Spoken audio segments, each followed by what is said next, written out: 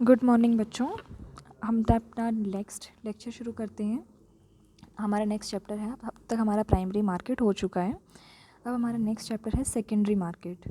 Secondary market का मतलब देखो क्या होता है। हमने अब तक प्राइमरी मार्केट पढ़ा है, ठीक है। प्राइमरी मार्केट में क्या था कि आपको कोई भी आपका शेयर इशू करना है तो आप उसके फर्दर आप क्या करते हो, अपना शेयर इशू करने के लिए आप पहले लिस्टिंग करते हो अपनी कंपनी की और उसको फर्स्ट पब्लिक ऑफ़र करते हो। इसीलिए उस मार्केट का नाम क्या रखा गया है, प्राइमरी मार्केट, ठीक है। अब आपको क्या करना है कि आपका शेयर्स या आपका जो भी सिक्योरिटी है वो एक बार इशू हो चुका है, आपको फर्दर इशू के लिए जाना है उसी क्लास ऑफ शेयर के लिए, ठीक है। वही वर्ग जो आपका अंश का है जो आपने पहले इशू किया था, आपको उसकी फ़र्दर इशू करनी है। तो आप फर्दर इशू के लिए आप कहाँ जाते हो, जिस मार्केट जो फर्दर इशू के लिए बनती है उसे हम कहते हैं सेकेंडरी मार्केट। क्यों? क्योंकि आपको आपका ये सेकंड स्टेप है इशू करने का या मनी कलेक्शन का। इसमें कोई भी इंस्ट्रूमेंट आ जाता है, आपका शेयर्स भी आ सकते हैं, आपके डिवेंचर्स भी आ सकते हैं, बॉन्ड्स भी आ सकते हैं, जितने भी ट्रेजरी बिल या कितने भी तरह के इंस्ट्रूमेंट हैं। जब आप किसी भी इंस्ट्रूमेंट को सेकेंड टाइम ट्रेड करते हो तो उस मार्केट को कहा जाता है secondary market. I hope you understand now. तो यहाँ पे सेकेंडरी मार्केट को क्या कह रहा है वो, secondary market is also called a stock exchange. उसको क्यों कहा गया स्टॉक एक्सचेंज? क्यों? क्योंकि आपने वहाँ पर आपके बहुत सारे बायर्स अवेलेबल हैं, बहुत सारे परचेजर्स भी हैं, बहुत सारे बायर हैं, सेलर हैं, आपसे ख़रीदेंगे तुरंत उसको कहीं और बेच देंगे। तो एक और स्टॉक क्या है, नंबर ऑफ मतलब कि बंडल ऑफ शेयर्स। तो आपका बंडल में आपके शेयर्स खरीदे जाते हैं और बंडल्स में ही उनको बेच दिया जाता है और एक्सचेंज किया जाता है, ठीक है। कुछ लिया है तो कुछ वापस मिलेगा भी उन्हें। तो इसीलिए सेकेंडरी मार्केट को इसीलिए कह देते हैं stock exchange. It is an organised and regulated market. Organised है, रेगुलेटेड है। ऑर्गेनाइज्ड और रेगुलेशन क्यों है? क्योंकि इसको कौन रेगुलेट करता है? सेबी 1992, सेबी एक्ट है हमारा 1992, वो इसे रेगुलेट करता है। Secondary market is an organised regulated market for the sale and purchase of listed securities, जो पहले ही लिस्टेड हो चुकी हैं उनका कह रहा है ये। इसकी एक डेफिनेशन आप याद कर लें, जो भी आपको आसान लगे सबसे वही कर लेना। उसके बाद है कैरेक्टरिस्टिक्स, क्या है इसकी विशेषताएं, क्या है सेकेंडरी मार्केट की। इसकी विशेषताएं देखो क्या है, ट्रेडिंग ऑफ सिक्योरिटीज़, सिक्योरिटीज़ का ट्रेड करना। ट्रेड क्या होता है? लेना और देना। Secondary market is a place where corporate securities are bought and sold.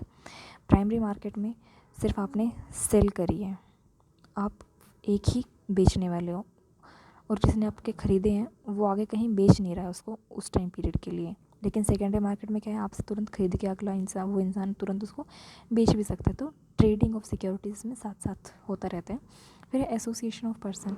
Association of person का मतलब क्या है कि यहाँ पर बहुत सारे लोग अवेलेबल हैं। फिर है रेगुलेटेड मार्केट। रेगुलेशन का मतलब क्या है, इसको ये इस मार्केट को किन रूल्स एंड रेगुलेशंस के अंतर्गत गवर्न किया जाता है, रूल किया जाता है। फिर है जेन्युइन एंड स्पेकुलेटिंग ट्रेडिंग। इसमें स्पेकुलेटिंग ट्रेडिंग, स्पेकुलेशन का मतलब होता है सट्टा लगाना। तो इसमें क्या होता है कि आप शेयर्स के प्राइसेस को बिड्स लगाते हो कि कितने पे जाएगा, तो इसीलिए इसको कहा जाता है स्पेकुलेटिंग ट्रेडिंग भी कहा जाता है इसको। फिर डीलिंग ऑफ इंस्टीट्यूशनल सिक्योरिटीज़। इसमें जो इंस्टीट्यूशंस हैं, ज़रूरी नहीं है कि कोई कंपनी ही अपने शेयर बेच रही है, इसमें फर्दर इंस्टीट्यूशंस जो हैं वो गवर्नमेंट के कॉरपोरेशंस हो गए, बैंक्स हो गए, वे भी अपने शेयर्स खरीद या बेच सकते हैं। इंस्टीट्यूशनल सिक्योरिटीज़ के लिए भी ये डील करती है। फिर फंक्शंस क्या हैं इसके? फर्स्ट फंक्शन है इंश्योर लिक्विडिटी, तरलता को इंश्योर करना, लिक्विडिटी को, द्रव्यता को। वो कैसे इंश्योर होती है? देखो, आपने तुरंत चीज़ खरीदी और तुरंत ही उसको आगे बेच दिया, तो आपके पास जो कैश है वो हमेशा लिक्विड फॉर्म में है। इसीलिए ये सेकेंडरी मार्केट जो होती है वो हाईली लिक्विड होती है। सेकंड इसकी फ़ीचर क्या बनेगी? एक कॉन्टीन्यूस डीलिंग, बिल्कुल डिराइव्ड है फर्स्ट फीचर से ही कॉन्टीन्यूस डीलिंग हो रही है, इसीलिए लिक्विडिटी भी मेंटेन है। फिर इवैल्यूएशन, इवैल्यूएशन का मतलब है कि देखो आपने जब फर्स्ट टाइम शेयर ख़रीदते हो, ठीक है, आपको कुछ नहीं पता ये कैसी कंपनी है, इसकी परफॉर्मेंस कैसी है, क्या इसके बारे में इन्वेस्टर्स के व्यूज़ होंगे, लोगों के व्यूज़ रहे होंगे इसके बारे में। लेकिन आप जब सेकेंडरी मार्केट में आते हो, आप कोई सिक्योरिटी ख़रीदते हो, आप उसका पूरा इवैल्यूएशन कर सकते हो, विश्लेषण कर सकते हो कि इसका पिछला रिकॉर्ड कैसा रहा है। फिर है हमारा मोबिलाइजेशन ऑफ सेविंग। मतलब कि सेविंग्स का मोबिलाइजेशन कैसे हो रहा है कि आपके पास पैसा एक्स्ट्रा पड़ा था, तो आपका सेविंग्स से आपने उसको सेविंग को आपने इन्वेस्टमेंट में क्रिएट कर दिया है। फिर नेक्स्ट है helpful in raising new capital. It's very simple. नई कैपिटल, आपको नया पैसा चाहिए, आप अपने शेयर से शुरू कर दो, आपको दोबारा पैसा मिल जाएगा। आपको अपना बिजनेस एक्सपेंड करना है और आपको पैसे चाहिए, तो क्या करोगे, आप अपनी कंपनी के शेयर्स मार्केट में बेचना पसंद करोगे। डीलिंग, सेफ्टी इन डीलिंग में सेफ्टी क्यों है, क्योंकि इसको प्रॉपर रूल्स एंड रेगुलेशंस के द्वारा गवर्न किया जाता है, इसीलिए सेफ माना जाता है। फिर लिस्टिंग ऑफ सिक्योरिटीज़, इसमें वही सिक्योरिटीज़ ट्रेड करी जा सकती हैं जो कि ऑलरेडी लिस्टेड है। क्योंकि सेकेंडरी मार्केट है, इसमें वही सिक्योरिटीज़ ट्रेड हो रही हैं जो कि ऑलरेडी एक बार ट्रेड हो चुकी हैं, और ट्रेड होने के लिए लिस्ट होना ज़रूरी है। इसीलिए यहाँ पर जो भी मार्केट में कंपनी सेकेंडरी मार्केट में इफ़ दे आर ट्रेडिंग, इसका मतलब कि दे आर लिस्टेड ऑलरेडी। फिर है platform for public debt. Public debt का प्लेटफॉर्म क्यों है, कि हम लोगों से डेट कलेक्शन कर सकते हैं। फिर है प्रोवाइडिंग वैल्यूएबल इन्फॉर्मेशन। हमें सेकेंडरी मार्केट वैल्यूएबल इन्फॉर्मेशन कैसे देता है कि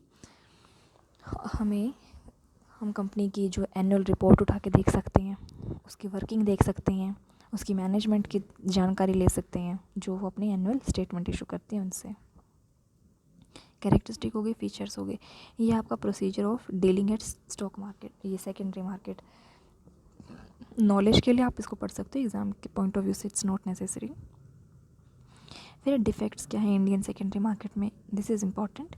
लिमिटेशंस ऑफ सेकेंडरी मार्केट भी जिसको कहा जा सकता है, सीमाएं या कमियां सेकेंडरी मार्केट की क्या है।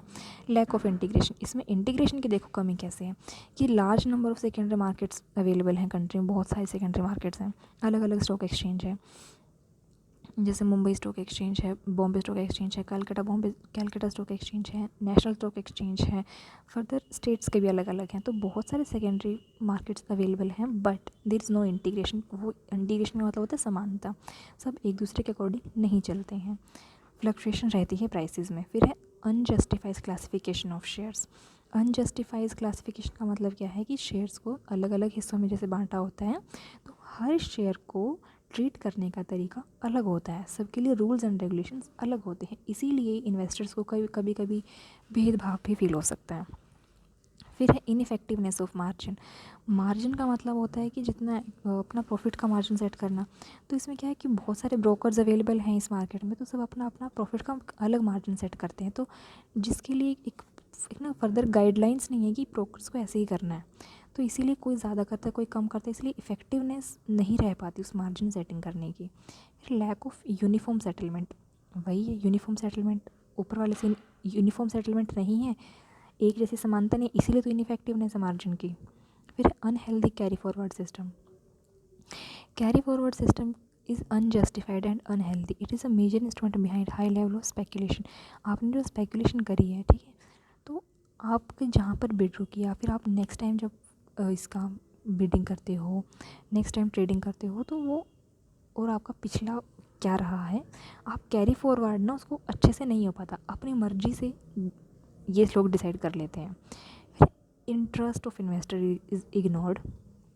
सेकेंडरी मार्केट में जो ब्रोकर्स होते हैं वो इतने ज़्यादा एक्टिव होते हैं कि वो अपना प्रॉफिट मार्जिन सेट करने के चक्कर में अपने इन्वेस्टर्स का हार्म पहुंचाने की उनको कोई दिक्कत नहीं होती है, उनको सिर्फ अपने ब्रोकरेज से मतलब होता है। फिर है वीक मैनेजमेंट। वीक मैनेजमेंट इसीलिए हो जाती है क्योंकि जो ब्रोकर्स होते हैं वो रूल्स एंड रेगुलेशन उनको सारी पता होती है, वो उनको अपने हिसाब से चलाने की कोशिश भी करते हैं। ऐसे नहीं कि हमारे पास रूल्स रेगुलेशन स्ट्रिक्ट नहीं है, लेकिन उनमें से लूप होल्स निकाल लेते हैं ये, इसीलिए कई बार मैनेजमेंट वीक हो जाती है, इसीलिए क्योंकि यहाँ पर बहुत सारे लोग अवेलेबल हैं। ठीक है, ये हो गया, आप इसको रिवाइज़ कर लो। अब हम अपना नेक्स्ट लेक्चर में कंटिन्यू करेंगे।